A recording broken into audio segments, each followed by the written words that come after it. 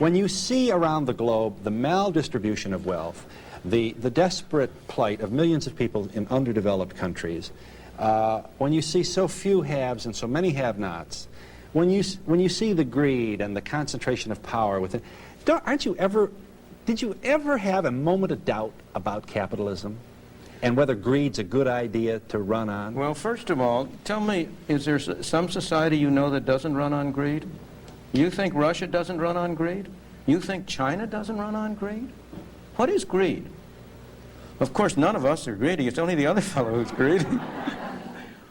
The world runs on individuals pursuing their separate interests.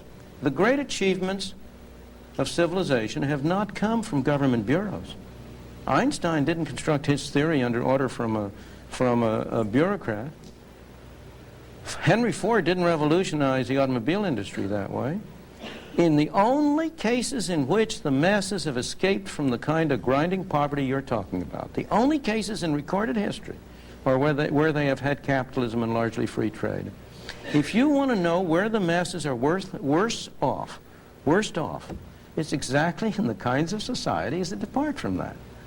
So that the record of history is absolutely crystal clear, that there is no alternative way so far discovered of improving the lot of the ordinary people that can hold a candle to the productive activities that are unleashed by a free enterprise system. But it seems to reward not virtue as much as ability to manipulate the system. And what does reward virtue? You think a communist commissar rewards virtue? You think a Hitler rewards virtue? You think, excuse me, if you'll pardon me, do you think American presidents reward virtue? Do they choose their appointees on the basis of the virtue of the people appointed or on the basis of their political clout?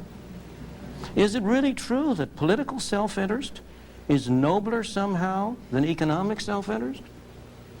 You know, I think you're taking a lot of things for granted. And just tell me where in the world you find these angels who are going to organize society for us.